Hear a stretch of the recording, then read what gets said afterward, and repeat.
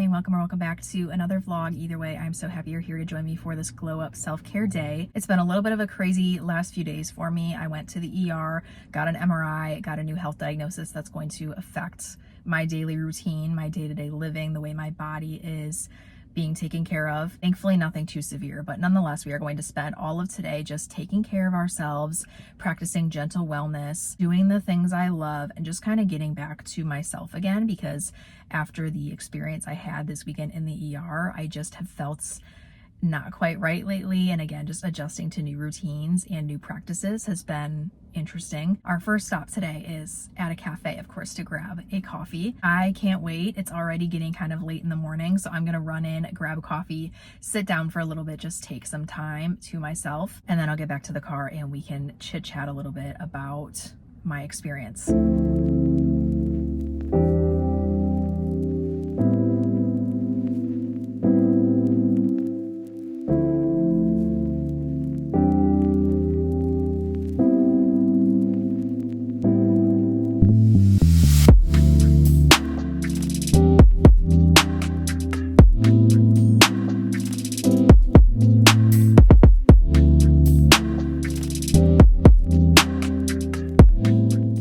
Coffee and some time later, we are back in the car. I have relocated though. I'm sitting outside of Ulta right now because we are going to run inside and treat ourselves to a brand new lip combo. Because as a woman, I swear there's nothing more uplifting, nothing more empowering, nothing to get you back in your element like a brand new perfect lip combo. So hopefully we can run inside here shortly and find the perfect match, because I feel like I haven't yet found it. I feel like everything pulls either too pink, too orange, too brown, or too warm on me. Like I said, I was in the ER over the weekend. It all started on Sunday morning around 9:30 or 10 a.m. I went to go make my morning coffee like usual, and I started to feel some really weird symptoms. It started with the right side of just my right eye becoming a complete blur, and then I started to have problems with my speech. I wasn't able to articulate. I wasn't able to say words properly and pronounce them properly. I would try like 10 times to pronounce the same word and I just could not do it. I was listening and hearing and understanding, but I just could not respond. I started to develop a numb, tingly feeling on the right side of my body, all throughout my fingertips, up to my arm, up to my face even. And then I started to get really headachy after that.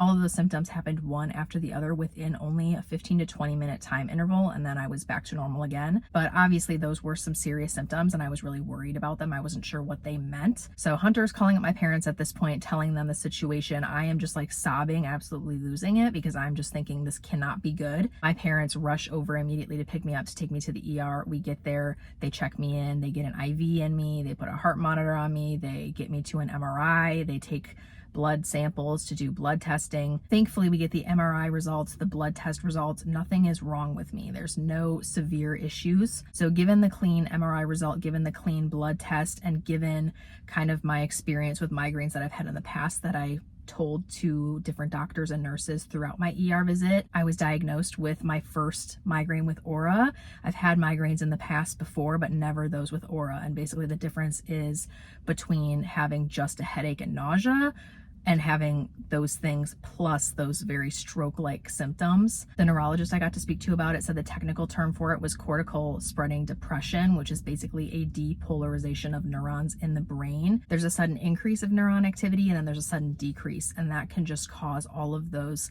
scarier symptoms because it actually goes from the back of the brain to the front of the brain. The back of the brain is where the vision occipital lobe is, and that was what I was experiencing first, was that blur.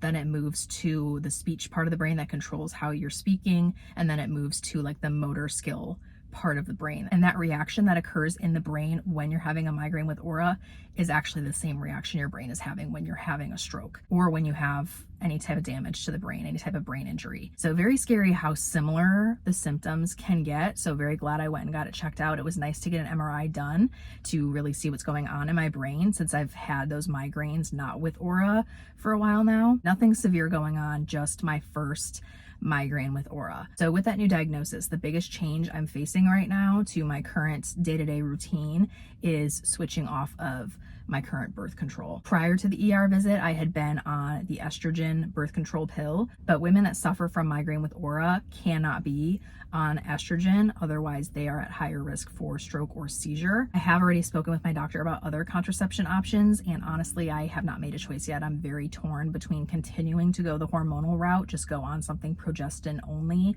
without the estrogen, but still be on hormones, or go completely non-hormonal. For now, I'm not going to be doing anything hormonal because I am very interested to see what my body does not being on any type of hormones. I've actually been wanting to try going off of the birth control pill for a while now, just to see how it affects my cycle and my system and how my body reacts, but it just hasn't quite felt like the right time. But now I'm quite literally being forced to get off of it. So before I hop right on something else, I just want to see what my body is like in its natural state. If I do choose to go back to hormones again, I think I'm leaning towards doing the mini pill, which is the progestin only pill. And then if I do go with non-hormonal, there's tons of other options I can go for. And if I did want to go non-hormonal, now is a great time because I'm getting married in August. Would it be the worst thing in the world if I got pregnant? Absolutely not. But it's also not my ideal time to get pregnant. I would like a few more years in my 20s to just like figure out life and have some time to myself before I have such a big obligation, such a big responsibility. But I am in a place where I could get pregnant. In theory, we would be fine. But then that small part of me is like, well, maybe you should just go back on hormones just for a little bit longer so that it's more of a guarantee that you're going to be on your own timeline. But there are things like cycle tracking too that I could implement. I could combine different non-hormonal methods to potentially increase the efficiency or the effectiveness. I don't know. That is my update though. I will certainly keep you updated on my birth control journey. Now that it's all said and done, I am feeling very thankful and blessed that we came out of the ER with such a good positive diagnosis, like probably the best case scenario. I definitely gave my family a very good scare. So I do feel bad for that. I gave myself a good scare too, but if anything, it just reminded me how good my God is and how good my support system is and how great my family is. Sitting in the ER room with me was my fiance Hunter, my mom, my dad, and my brother. Definitely a full house. And then after the fact, I had tons of people checking in on me and sending me messages and things like that. So I just am so loved and so grateful to be so loved. All that said, let's go find this lip combo. I'm actually hoping this could be my bridal lip combo. I feel like I haven't quite found one that I'm in love with. I love the Makeup by Mario Moisture Glow lip liner duo that I got for my Sephora birthday gift. I've been loving that. That's what I'm wearing right now, but it just doesn't last. So we'll see what we can find. I'll talk to you when we get out.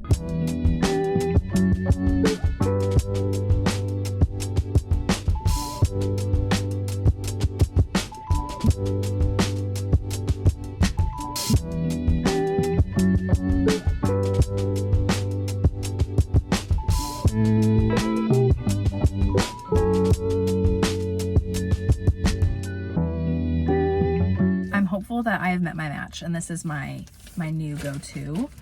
You should have seen the back of my hand. I was really swatching in there. This whole back of my hand was covered, but I scrubbed it all off right away so it wouldn't stain. I was all over that store.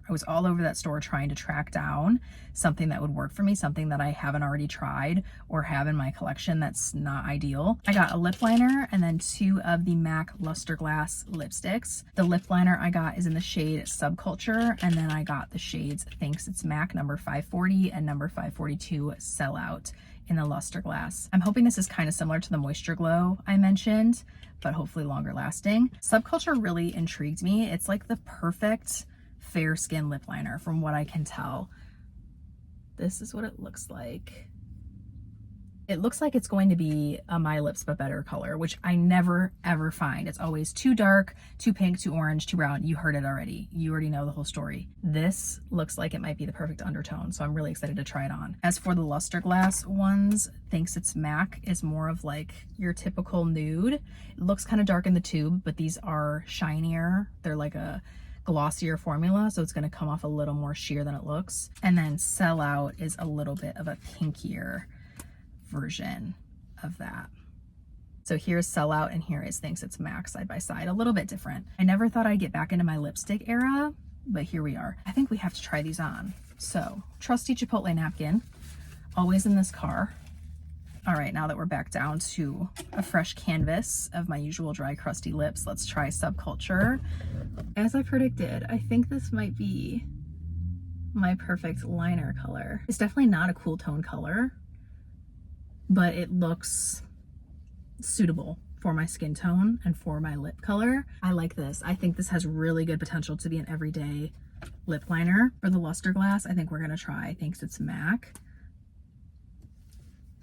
I think this has the most potential to be my bridal lipstick. What do we think?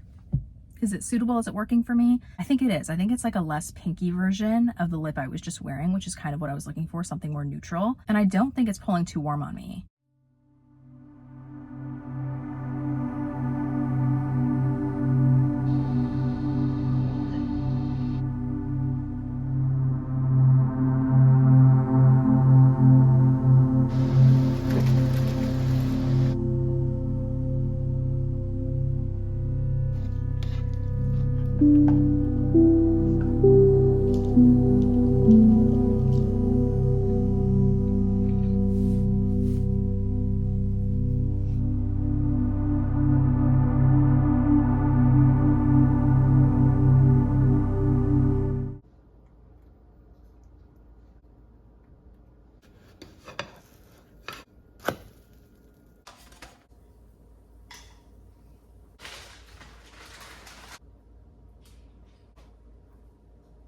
Good morning. We are making breakfast, so I'm about to make an iced coffee to go with. I have my Starbucks blonde iced coffee, and then I got a new creamer recently. This is the International Delight White Chocolate Raspberry. So we're gonna give it a try today. I've never had this one before. I'm really hoping I like it. It sounds very Valentine's Day to me, but I thought maybe it could be kind of a summer flavor. They had pumpkin creamer there, and I was very close to getting that, but I felt like the delayed gratification of having pumpkin in the fall is what makes it so good. It smells like yogurt to me, which is kind of scary. I literally mentioned a few videos back that I'm fearful of fruit in my coffee, and here I go getting a fruit creamer. But sometimes living outside your comfort zone is where you grow the most.